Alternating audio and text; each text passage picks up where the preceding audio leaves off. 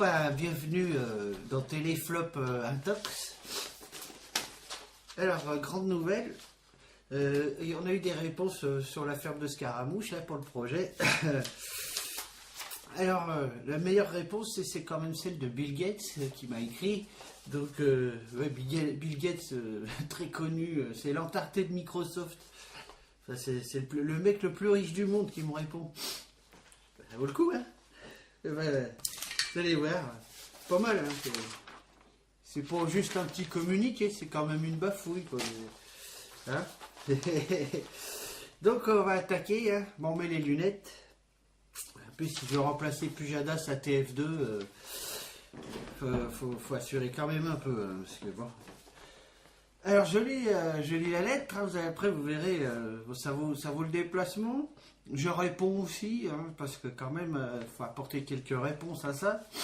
Mais bon, ça donne un aperçu de l'époque dans laquelle on vit, voilà. Bon, alors, je commence. Monsieur The Fred, j'ai eu connaissance de votre projet La ferme de Scaramouche grâce à votre vidéo parue dans votre télévision privée nommée Téléflop. Privée, faut déconner. Le caractère social de votre démarche m'a paru intéressant. L'idée de vendre 20 000 albums de vos chansons pour financer votre projet est une idée très originale. Simplement, il faut savoir frapper aux bonnes portes. Permettez-moi de vous dire ce que je pense personnellement de votre démarche. Ce désir intense de vous autosuffire est tout à fait louable, mais complètement irréalisable. Vous dénoncez le pouvoir de l'argent ainsi que celui des banquiers et vous vantez les vertus de l'intérêt général. Mais vous prêchez auprès de qui? Et pour qui? Vous ne faites que vous adresser à votre public qui s'abrite derrière des slogans auxquels il ne croit même pas. Les apôtres de l'anticapitalisme demeurent dans l'incantation. Ils connaissent le confort d'une société néolibérale et pour rien au monde ils ne le quitteront pour une aventure dont ils ne connaissent pas l'issue. Les uns organisent des processions religieuses, les autres des manifestations avec des drapeaux rouges. Ils ont en point commun ce besoin incommensurable de s'offrir une bonne conscience. Je vous fais le pari qu'un nombre ridicule de vos camarades mettra la main à la poche pour acheter votre CD censé financer votre projet de ferme. Ceux qui parlent le plus fort de redistribution, donc je reprends, ceux qui parlent le plus fort de redistribution sont ceux qui partagent le moins au quotidien. Je ne saurais vous conseiller d'étudier à quelle classe sociale appartiennent vos amis révolutionnaires de la gauche radicale. Beaucoup d'entre eux sont titulaires d'une Mastercard dès l'âge de 18 ans et propriétaires d'un habitat pavillonnaire alors qu'ils ont tout juste atteint l'âge de 30 ans. Ils combattent l'état de papa tout en sollicitant sa protection. J'ai de l'estime pour le commandant Che Guevara, les brigades d'action directe et dans un autre registre pour le Mahatma Gandhi, qui ont tous eu en commun de mettre leur vie en jeu afin de parvenir à la victoire finale, mais je n'ai que mépris pour ces bonimenteurs d'une révolution qui ne verra jamais le jour. Balèze, hein? Ça fallait le pondre, hein, déjà. Pour terminer, je ne vous apprendrai rien en vous disant que vous vivez dans un des derniers pays staliniens du monde avec la Corée du Nord. Dans votre système, on préfère endormir le citoyen à coups d'allocations et de pensions afin qu'il demeure chez lui dans l'oisiveté la plus totale plutôt que de lui donner les moyens de réaliser ses projets. Vous seriez citoyen américain, vous pourriez bénéficier du soutien financier d'une fondation comme la mienne. Il y a beaucoup plus de philanthropie dans les institutions caritatives et dans les majeures compagnies que dans les réseaux dits alternatifs qui reproduisent de façon beaucoup plus médiocre les pires schémas d'un système capitaliste débridé. Je vous donne, si vous voulez, rendez-vous dans 3 mois et vous me direz combien de CD vous avez vendu auprès de votre auditoire. Je vous souhaite une grande réussite dans la réalisation de vos projets. Cordialement, Bill Gates, le plus riche du monde, qui soutient un truc pareil. Enfin, il ne soutient pas, il me comprend. Voilà. Alors, en fait, il aurait dit ça dans les années 70, le Bill Gates, là. J'aurais dit que ce mec était un sinistre cynique. Mais là, en 2014, je dirais plutôt que... En fait, c'est de la lucidité de sa part. Hein, parce que... Oui, on veut bien changer le monde, hein, comme je disais dans une précédente vidéo, mais le plus tard possible. Mais en même temps, il croit qu'il est l'inventeur du pléonasme crevard gauchiste. Alors que ce pléonasme, on le connaît depuis très longtemps, on a l'habitude. Voilà. Alors en fait, moi j'ai grandi avec des parents qui évoluaient un peu dans le power flower, vous voyez.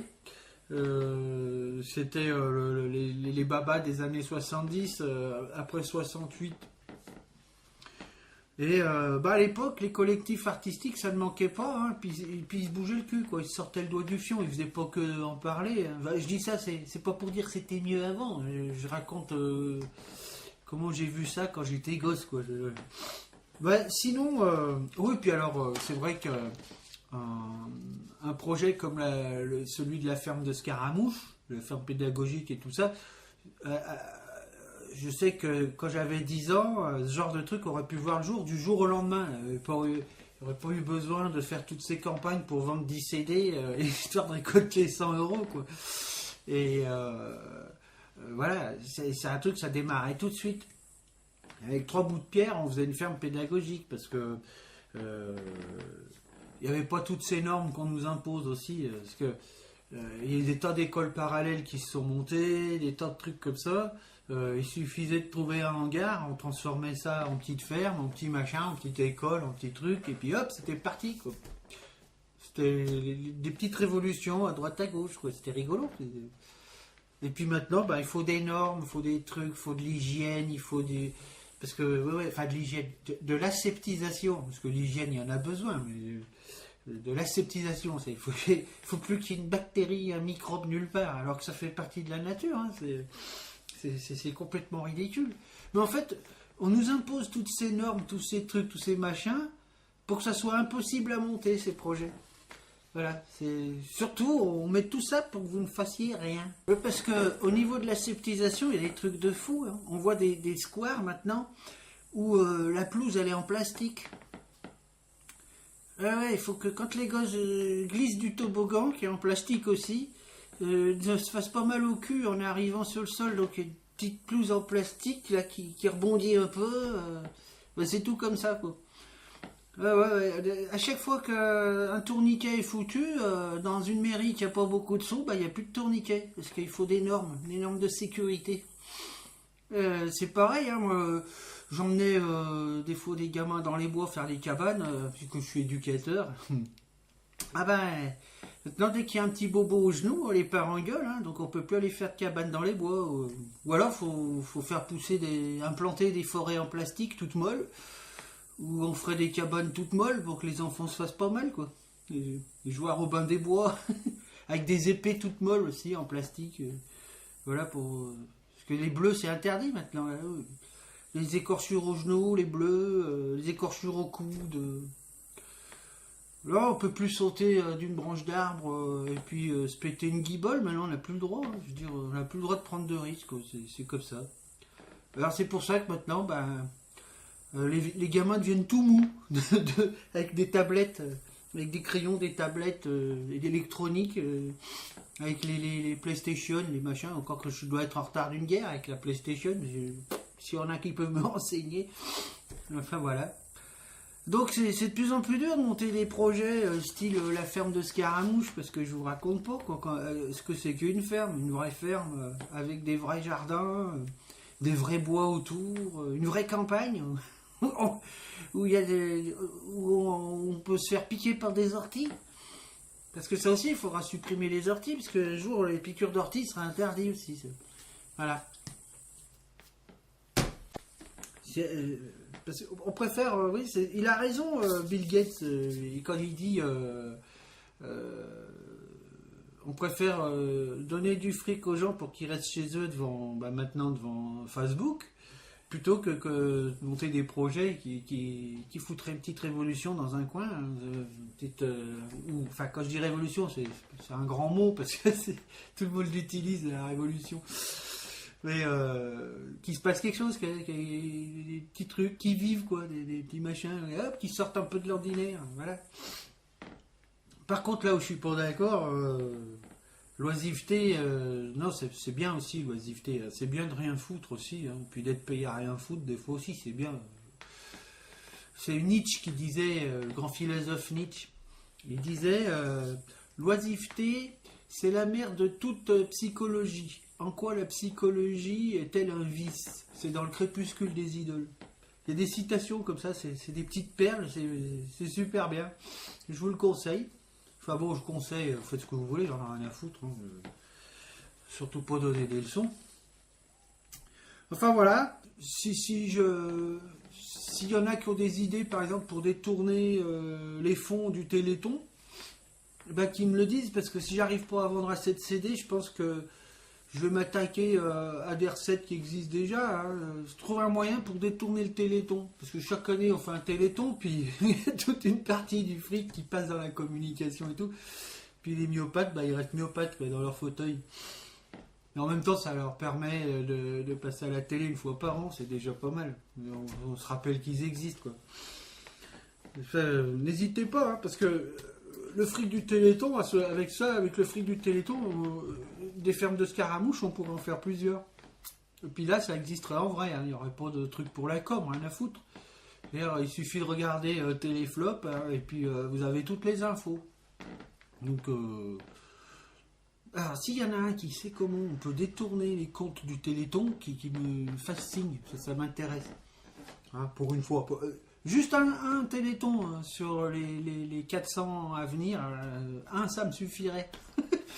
Voilà. Je suis sûr qu'il y a des myopathes qui seraient contents de faire pousser des carottes chez nous, quoi, donc, chez Scaramouche, ou de s'occuper des bestioles, ou de faire du spectacle. Hein.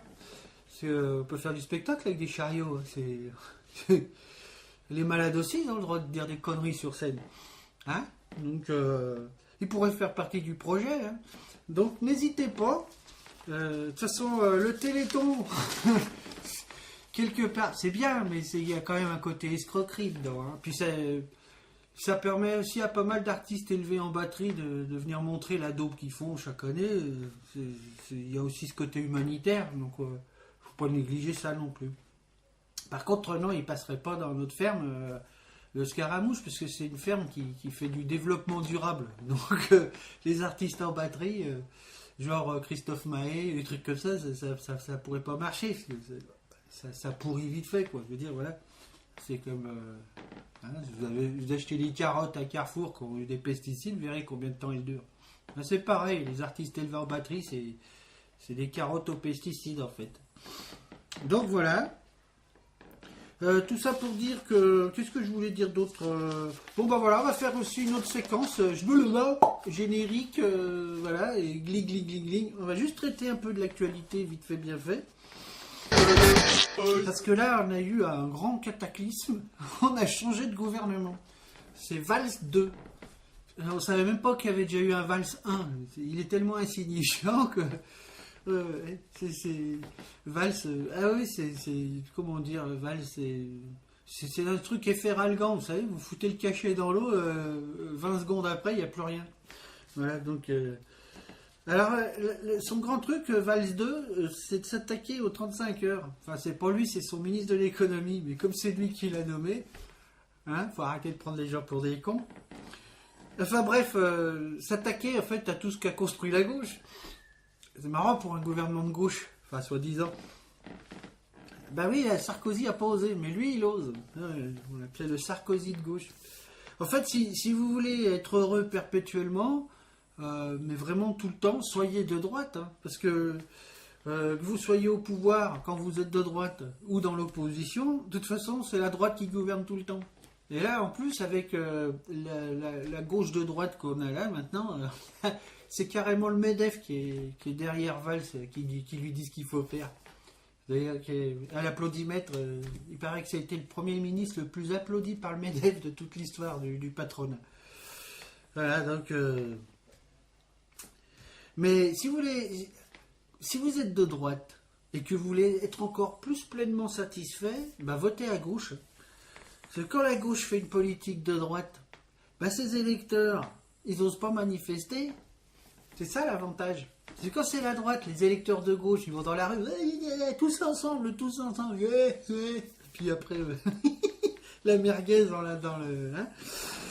Mais là, quand c'est la gauche au pouvoir, eh ben, les électeurs, ils n'osent pas manifester, parce qu'ils sont tous là à dire, ah ben, tu comprends, si on va manifester, on va faire le jeu de la droite. Alors, ils restent chez eux, personne bronche, et puis alors, toutes les lois les plus pourries, les plus scélérates, eh ben, elles sont votées, et hop, et voilà. Donc, bah, du coup, voilà.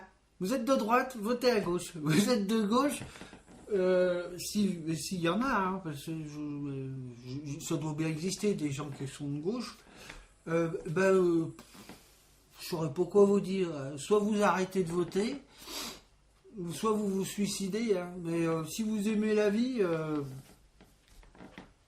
n'allez plus voter. Je crois que c'est bien d'être dans le doute. Ouais, vous apprenez. Moi, je suis pas sûr que la droite ce soit bien, je suis pas sûr que la gauche ce soit bien. Je considère comme un devoir civique de ne pas voter. Allez au bistrot, tant qu'il y en a qui sont ouverts, parce que ça aussi, les bistrots, ça ferme de plus en plus. Parce que le truc, c'est, il y a un bistrot d'ouvert, et 200 mètres plus bas, dans le virage, il y a un camion de flics qui fait souffler. Donc. Voilà. Parce que c'est même, voilà, tout est interdit maintenant. Hein. Donc, qu'est-ce qu'il y a eu comme autre événement? Ah oui, un événement, alors là, par contre, gravissime, c'est la mort de Pierre Vassiliou.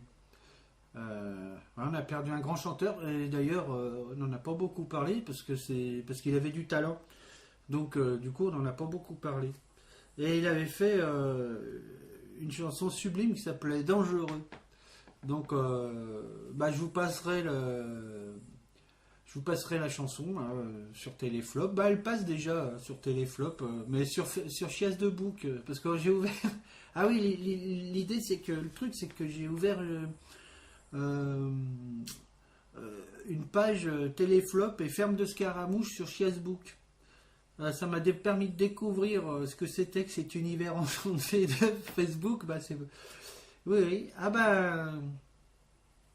C'est pour ceux qui ont peur du vide, faut pas y aller. Hein. Là, vous risquez de mourir de peur. Voilà. C'est terminé. Donc on va envoyer le générique. Et puis après, je vous salue. Et n'oubliez pas, Fred est contre tout. C'est pareil.